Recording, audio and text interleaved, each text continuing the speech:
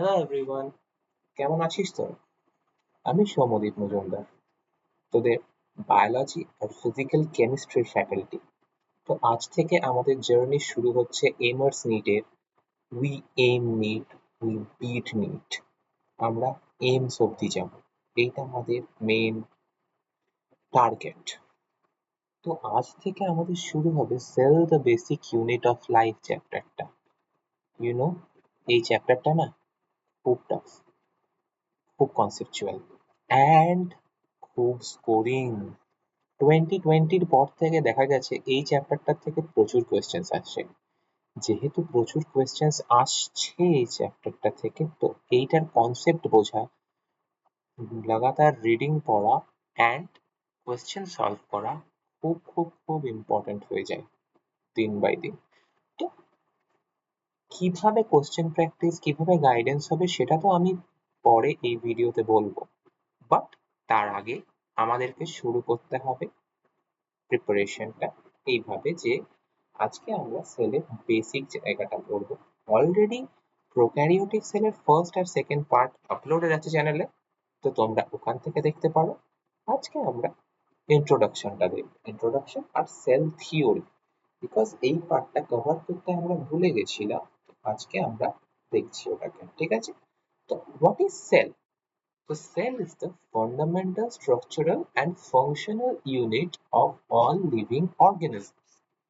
So যদি anything মানে proper functional structural unit, যেটা এটা খুব ফান্ডামেন্টাল ইউনিট। মানে তোরা ভাব, একটা বিল্ডিং, একটা বিল্ডিং আছে আমাদের কাছে। তো ওই বিল্ডিংটা কি দিয়ে তৈরি হয়? ইট দিয়ে তৈরি হয়। ওই এক একটা ইট হচ্ছে ওর building block, fundamental building block. ঠিক সেরকমই আমাদের যে বডিটা না, এটা ধরেন একটা বিল্ডিং। এই বিল্ডিংটা কি দিয়ে তৈরি হয়? সেল দিয়ে।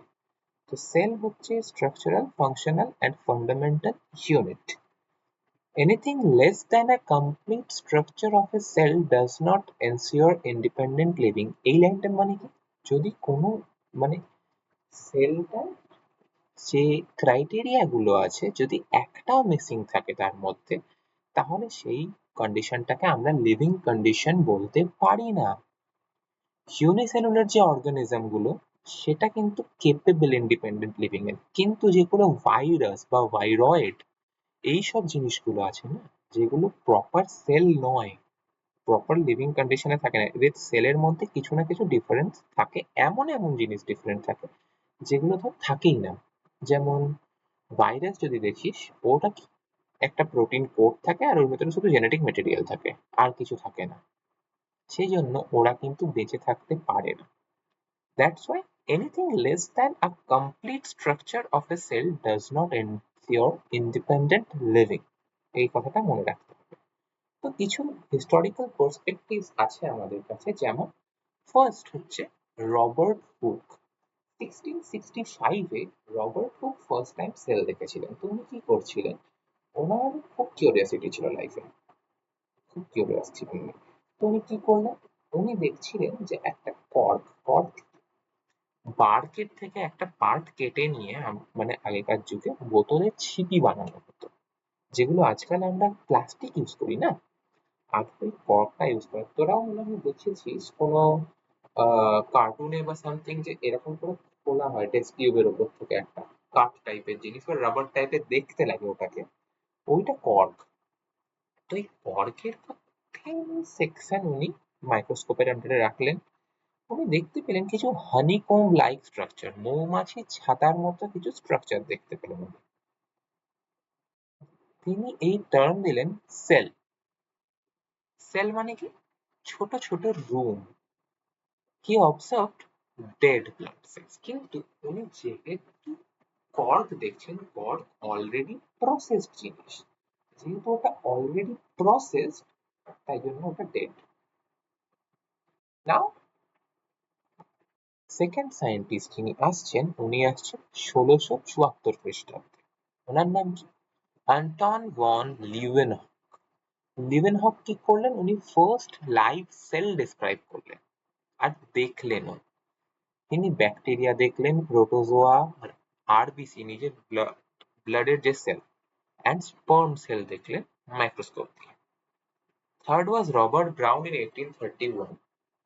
ইনি নিউক্লিয়াস ডিসকভার করলেন রুট সেলের থেকে, অর্কিডের। Established it as the fundamental component of the cell. Robert Brown established that nucleus is the fundamental component of the cell. Now, আমরা আসছি খুব মেইন একটা কনসেপ্টে, যার নাম সেল থিওরি।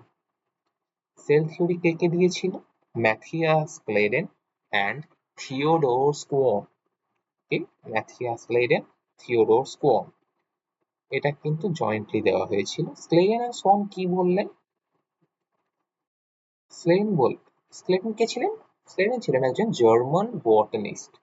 উনি প্লান্ট নিয়ে কাজ করতেন।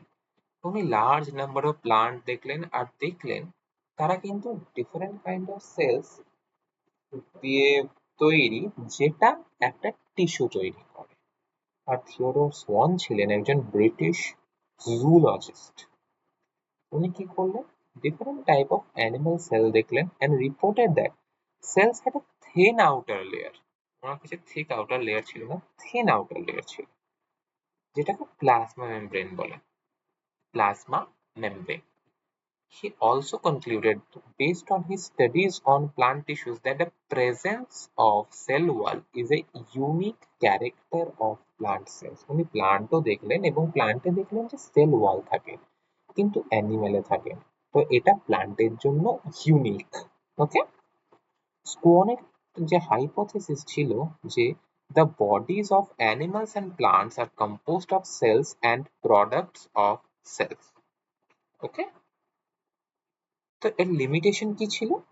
লিমিটেশন ছিল আর্লি সেল থিওরির, যে স্লেডেন অ্যান্ড সোয়ান যেটা ফর্মুলেট করলেন, সেটা কিছুভাবে বলেনি যে কিভাবে সেল তৈরি হচ্ছে। এইটা বললেন মডার্ন সেল থিওরিতে Rudolf Virchow in the year of 1855. He said, উনি ছিলেন খুব রাগী একজন মানুষ। উনি এলেন এবং উনি জাস্ট বলে দিলেন ল্যাটিনে, অমনি সেলুলা ই সেলুলা। এটার মানে কি কেউ বুঝতে পারছে না তখন। লাস্টে তখন তো গুগল নেই, তো অনেক কিছু করে বোঝা গেল, এটা কি বোঝা গেল? all cells arise from pre-existing cells. All cells arise from pre-existing cells. মানে আগে একটা সেল আছে, সেখান থেকে নতুন সেলগুলো তৈরি হয়। যেমন বাবা মায়ের থেকে সন্তান তৈরি, সেভাবে পুরোনো একটা সেল থেকে নতুন সেল তৈরি হয়। ঠিক আছে, তাহলে সেল থিওরিতে কি কি থাকলো?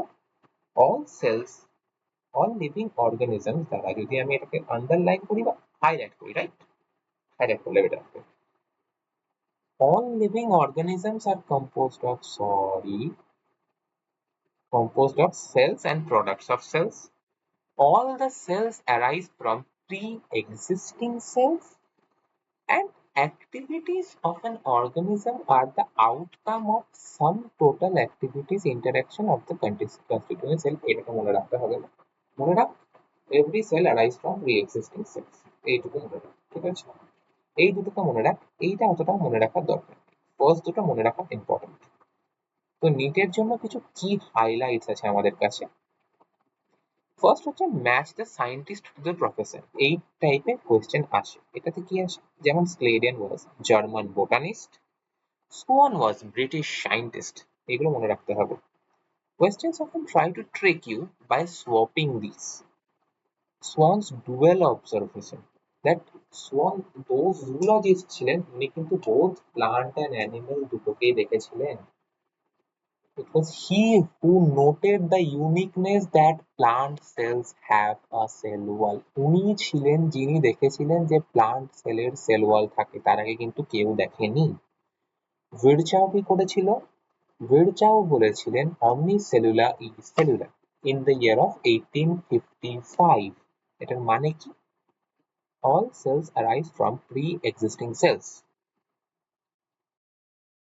এইটা ফাইনালাইজ করে সেল থিওরিকে। আর প্লাজমা মেমব্রেন কি? Plasma membrane wasn't coined by Swan. Swan কিন্তু ডিসক্রাইব করেছিল থিন আউটার লেয়ার হিসেবে, প্লাজমা মেমব্রেন নামটা পরে এসছে। Got it? এই পয়েন্টগুলো মনে রাখতে হবে, পরীক্ষায় আসতে পারে। নেক্সট, এবার দেখ, দুনিয়ায় সবকিছুর এক্সেপশন আছে, তো সেল থিওরি এমন কি জিনিস যার এক্সেপশন থাকবে না? তো কি দেখা গেল? While the cell theory is universally applicable to all living beings, there are biological entities that do not strictly adhere to it. Strictly adhere করে না, যেটা যেমন হচ্ছে একটা ভাইরাস। আচ্ছা, আন্ডারলাইনই করি আমি, কারণ হাইলাইটে কি সব হচ্ছে, ড্র। তো ভাইরাসে কি হয়? ভাইরাস হচ্ছে অপ্লিকেট ইন্ট্রাসেলুলার প্যারাসাইট, মানে সেলের ভেতরে ঢোকে।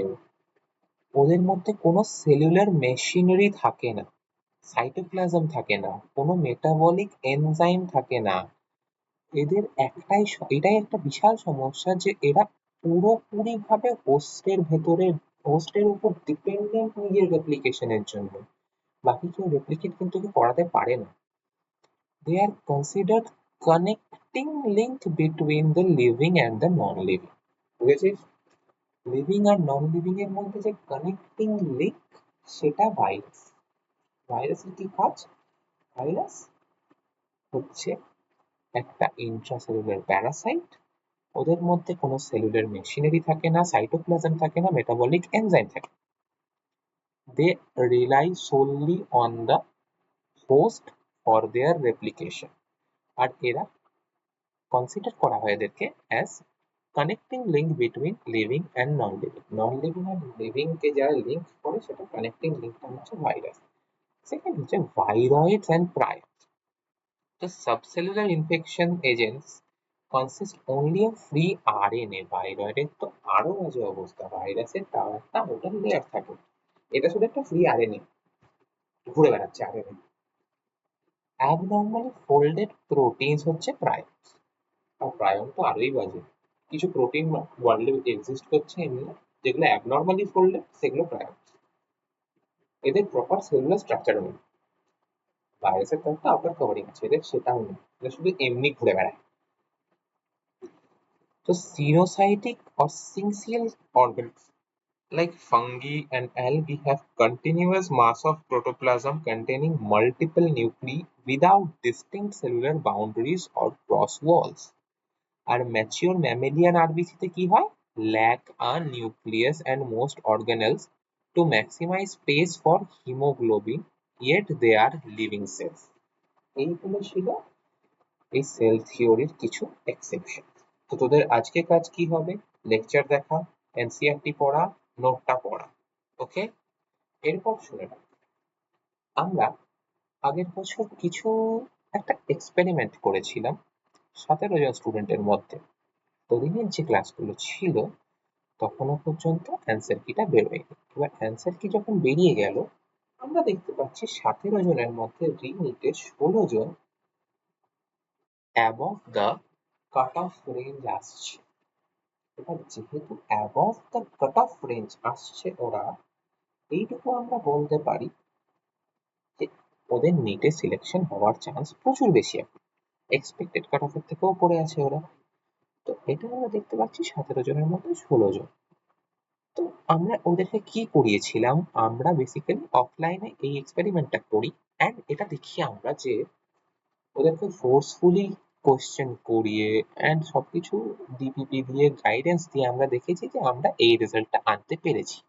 দ্যাটস ওয়াই আমরা এমার্স নিট চালু করেছি। তো এমার্স নিটে কি কি প্রোগ্রাম আছে? দুটো টাইপের প্রোগ্রাম আছে। একটা live class plus 24x7 doubt solving plus DPP plus আমাদের গাইডেন্স, এই চারটে জিনিস প্লাস হচ্ছে ফোর্সফুল কোয়েশ্চেন প্র্যাকটিস, যেটা ক্যামেরা অন করে হবে গুগল মিটের মাধ্যমে। তো এই যে জিনিসগুলো, এইগুলোর জন্য আমাদের ফিসটা খুবই মিনিমাল, যেটা মাত্র বছরে 25,000 টাকা, যেটা বড় বড় কোচিং ইনস্টিটিউটরা পাওয়ার ব্যাচ বা এইসব নাম দিয়ে বার্ষিক 1 1,10,000 টাকায় চালায়, আমরা সেটাকেই 25,000 টাকায় চালাচ্ছি, কারণ আমাদের টার্গেট যাদের পয়সার অভাব আছে তারাও যেন নিট ক্র্যাক করতে পারে। আরেকটা প্ল্যান আছে, এই প্ল্যানটা তো গেল আমাদের লাইভ ক্লাসটার জন্য। এবার আরো অনেক স্টুডেন্টস থাকে যারা অন্য জায়গাতে ব্যাচ নিয়ে নেয় কিন্তু প্রপার গাইডেন্স পায় না। এই গাইডেন্সটার জন্য আমরা নিয়ে এসেছি এইমার্স নিট গাইডেন্স প্রোগ্রাম। তো এইমার্স নিট গাইডেন্স প্রোগ্রামের কাজ কি? এটাতে আমরা টার্গেট দেবো daily question practices, forceful question practice এখানেও থাকবে। এখানে শুধু একটা জিনিস থাকবে না, যেটা হচ্ছে আমাদের ফোর্সফুল কোয়েশ্চেন প্র্যাকটিস থাকার পরে এটাতে লাইভ ক্লাসটা থাকবে। তো লাইভ ক্লাসের জন্য যেটা 25,000-এর ব্যাচ, সেটাই আমরা বার্ষিক 15,000-এ এই গাইডেন্স ব্যাচটাকে লঞ্চ করছি। আর যদি কারোর আমাদের টেস্ট সিরিজ চাই, সে আমাদের থেকে টেস্ট সিরিজ নিতে পারে মাত্র 1,000 টাকার বিনিময়ে। এই 1,000 টাকাতে তোরা সবকিছু পেতে পারিস। মানে এই যে 15,000 টাকার যে ব্যাচটা, সেটারও মাত্র 30 জন আমাদের কাছে আসবে। 25,000-এর জন্য মাত্র 30টা সিট আছে। ব্যাচ পুরো শুরু হতে চলেছে। সত্বর যোগাযোগ কর। যে নাম্বারটায় তোরা যোগাযোগ করবি সেটা হচ্ছে, আমি এক সেকেন্ড নাম্বারটা দেখে বলছি, কারণ আমি নাম্বারটা জাস্ট ভুলে গেলাম।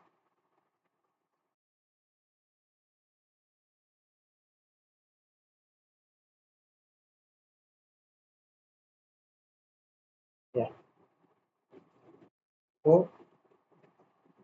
নাম্বারটা হচ্ছে 8509027147। এই নাম্বারটায় কল করে নিজের স্লট বুক কর। মনে রাখবি 30 জনের বেশি কিন্তু প্রতিটা ব্যাচে থাকবে না আমাদের কাছে। 30 জন 15,000-এর যে ব্যাচটা, যেটার নাম হচ্ছে গাইডেন্স ব্যাচ, আর ক্লাস ব্যাচ যেটা, সেটা হচ্ছে 25,000। 8509027147 এই নাম্বারে নিজের সিটটা সত্বর যোগাযোগ করে বুক কর এবং আমাদের সঙ্গে জুড়ে যা। নেক্সট বছর আমাদের এইমসে সিলেকশন চাই, এবং সেটা যদি চাই এক্ষুনি নিজের প্রিপারেশন চালু করতে হবে। ওকে? তো বেস্ট অফ লাক তোদের প্রিপারেশনের জন্য। দেখা হচ্ছে পরের ক্লাসে। ওকে? আজকের কাজ কি হবে? এই চ্যানেলটা সাবস্ক্রাইব করা, নোটিফিকেশন বেল অন করা, লাইক বাটনটা হিট করা, যাতে আমাদের মনোবলটাও বাড়তে থাকে, এবং নিজের প্রিপারেশন চালিয়ে যাও। Okay? Best of luck. By.